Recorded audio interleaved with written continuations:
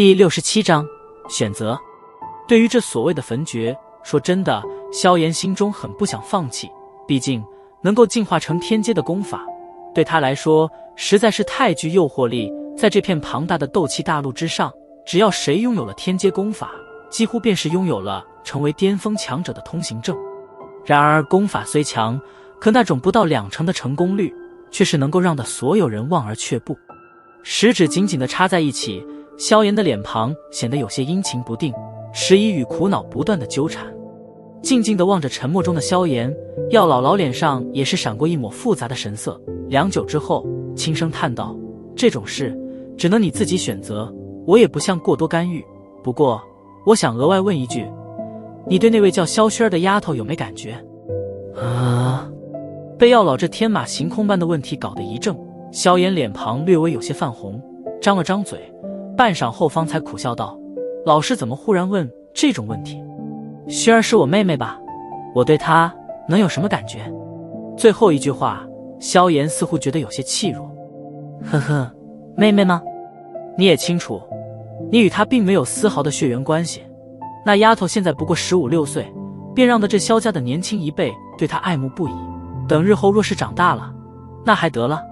说到这里，药老瞥了一眼萧炎，淡淡的笑道：“如果你能想想，以后的哪一天她被别的男人拥入怀中，那你是什么感受？”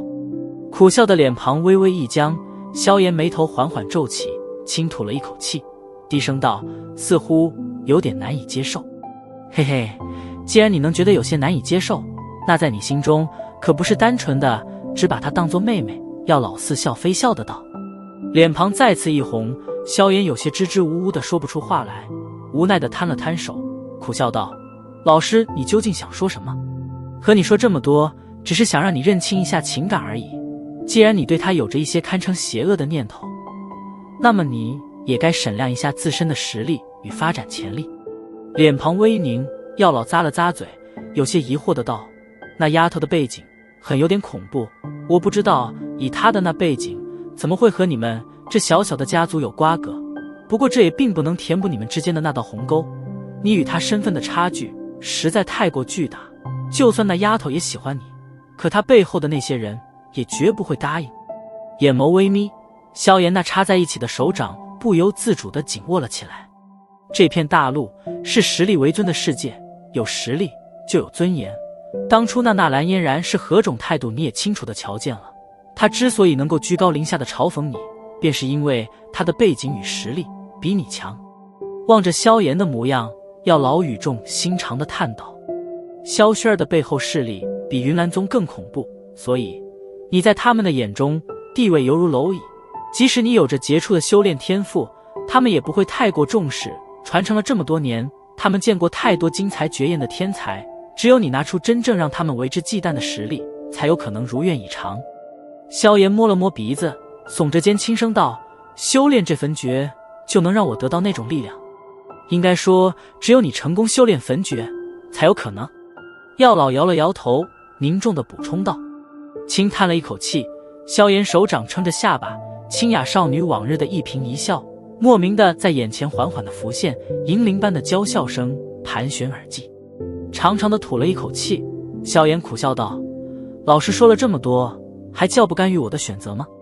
嘿嘿，药老摸了摸干枯的老脸，讪讪的笑了笑，略微有些尴尬的道：“好吧，我承认我是有些怂恿的意思，不过从我的角度上来说，我很希望你能修炼这份诀。你应该知道，我现在仅仅只是个灵魂状态吧？”药老摊了摊手，问道。萧炎点头：“我的这种状态，按照常理来说，应该说是已经死了。然而由于我灵魂力量较之常人要强上许多的原因，所以我又这样怪模怪样的生存了下来。”药老自嘲地笑了笑，笑容中有着一抹苦涩。“我并不喜欢这种虚幻的日子，我还有一些必须要亲自完成的事，所以我需要脱离这种灵魂状态。”老师想复活？眨了眨眼睛，萧炎愕然道：“这世界上似乎并没有能够将死人复活的东西吧？”正常情况下的确如此。点了点头，药老眼神悄然炽热了起来。不过根据焚诀上的一些隐晦介绍，若是修炼成功的话，似乎能够用几种互相配合的异火锻造出一副能容纳灵魂居住的躯体，而那时拥有了新躯体的我，也能算是另外一种重生了。我在戒指内那暗无天日的黑暗中坚持了这么多年，为的就是希望有朝一日能够遇到灵魂力量达到要求的人。我很幸运，最后遇到了你。药老干枯的老脸上隐藏着一抹难以察觉的悲凉。药老望着那睁着一对漆黑眼珠紧盯着自己的萧炎，苦涩地笑道：这些话你就当是我这老头子的闲语吧。哎，明明说了不干预的，可却还是忍不住话多，看来我还真是。自嘲地摇了摇头，药老伸出干枯的手掌，双手微晃，一黑一红两卷有些虚幻的卷轴分别出现在手掌之上。红色卷轴是火属性地阶低级的功法，黑色卷轴就是那卷焚诀。药老笑着扬了扬手，干枯的老脸上略微有些柔和，轻声道：你自己选择吧，考虑你自己的因素，只要你记着，不管你如何选择，都是我的弟子，我并不会因此而怪罪什么。愣愣地望着面前的两卷虚幻的卷轴，萧炎手掌撑着下巴，许久之后方才舔了舔嘴，耸着肩懒懒地笑道：我虽然有些怕死，不过没有实力就没有尊严，那蓝嫣然那种乳我并不想吃第二次。再说万一实在不行，到时候转修其他的功法不也一样吗？摇了摇头，萧炎清秀的脸庞上扬起灿烂的笑容，伸出手来，在药老那略微泛红与湿润的老眼中一把抓住了那卷黑色的卷轴，手掌触着卷轴，后者便是化为一股信息流，径直地灌进了萧炎脑袋之中。